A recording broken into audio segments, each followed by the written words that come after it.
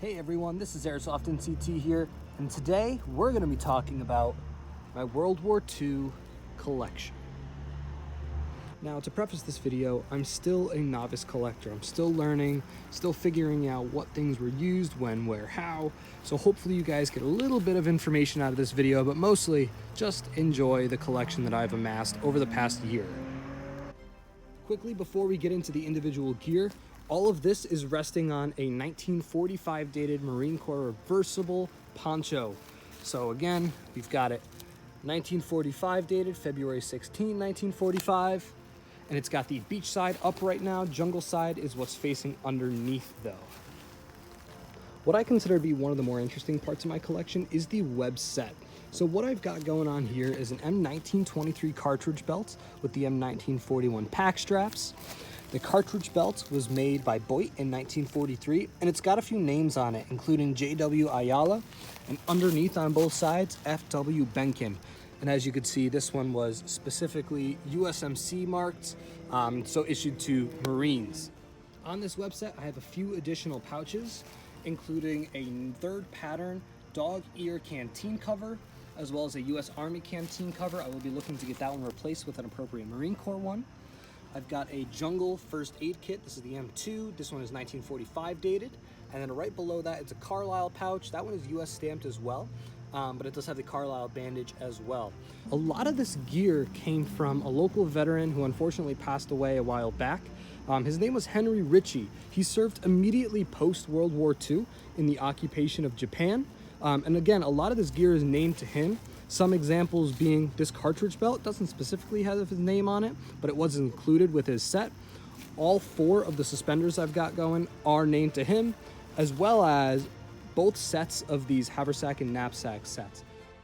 To show you guys a little bit of what I was talking about with the named pieces, I really like collecting named pieces because it not only allows me to tell where the gear has been, but it gives me a story to connect to the gear, and that's exactly what this piece has done. So I told you a little bit about H.A. Ritchie. As you can see, the third pattern canteen cover and the Carlisle bandage pouch are both named to H.A. Ritchie. A little bit harder to see because it was crossed out, but it is definitely there. As we move upwards, we have an F.W. Benkin, Frederick W. Benkin, on both the center and the outside of that strap, and then a J.W. Ayala next to the Boyd 43. Frederick Benkin served with the 28th Marines of the 5th Marine Division and unfortunately passed away on May 9th of 1945 at the age of 19. On this side of the belt, next to the Boyd 43, we have a J. Norman Ayala stamp on here. J. Norman Ayala served with the 2nd Battalion 5th Marines and was injured during Iwo Jima, and then this gear afterwards was passed on to Henry A. Ritchie, who I've mentioned earlier. So as we keep going along here, let's take a look at the Haversack and knapsack sets I have. I do have a couple of the knapsack Haversack sets, but this one on the right is by far my favorite. And let's kind of talk about why. So this version right here is a very early version. You could tell by the way that these buckles are attached to the top flap. It's kind of got this rivet system in it. I don't know the exact terminology. But it's got this rivet system in it, which was not used much longer after 1943. The design was changed, and because these would rip through this canvas really easily. So again, this is a very early model, and it's really cool because it's in such great condition without those kind of tears and all that. And it does have a matching knapsack set that was used seemingly less than the top one. And this one has the stamp on the inside for Depot 1942 to 1943. So that's definitely a pretty cool little piece. Something that kind of confused me though when I was learning about this is the guy I mentioned earlier, Henry Ritchie. He served post-war, but he was issued these packs. As you can see, his name is crossed out there. On one of the shelter half straps, his name is right there. So that's kind of just an interesting piece to note about this matching Haversack knapsack set. I separated out these packs that were on the left because I wanted to take a little bit closer of a look at them. So this is the Haversack. This is the M1941 Haversack. As you can see, it doesn't have any kind of stamping in it. It looks like there was like a very faded stamping, but I'm not exactly sure. As far as I'm aware, this one was Depot made, but please correct me if I'm wrong in the comments. And then this one is a Boyd made knapsack. So this one is the the 1943, the post-1943 style where it has the roll instead of the flaps on the inside. And this one was named to H.A. Ritchie that I've mentioned previously in this video. Now, in between my two 782 pack sets, I have a 1945 dated shovel cover. This one's got a whole bunch of markings on the inside, kind of interesting. Most likely was a reissue after the war. And then I have a 1944 e-tool that came with it. Now let's make the long trek over to the center of my poncho. I've got two more of the suspender sets. Those are 1941 style, again named to H.A. Ritchie. Moving a little bit further down, we have a 1944 dated mess tin. I know I have that backwards, gotta switch that. And then here's some bringbacks that came with the same pack that H.A. Ritchie had. Kind of cool, we have two of the brass belt buckles. We have an older style belt buckle. These two pieces are gun pieces. So this is a Arisaka rear sight, which is really cool. Definitely kind of a cool piece to have. It's not complete, but the springs are still intact. And then we've got a 50 cal Browning firing pin. That was same bag, same package. So kind of cool that he had that and brought that back with him.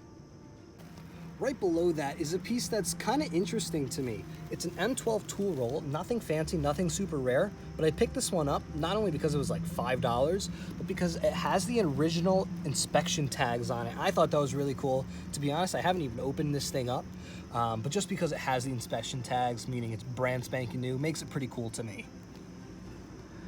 Continuing leftwards, we have a P-47 HBT Marine Corps top. Again, P-47, this is not a World War II one, but I think I got it for like $35, so I'm not gonna complain. It's a pretty cool piece. It was Marine Corps, named to J.A. Del Vecchia, who was a private, as you could see. And it's in pretty decent condition considering its age and that I got it for that price. Definitely has seen some love, but just a cool piece overall.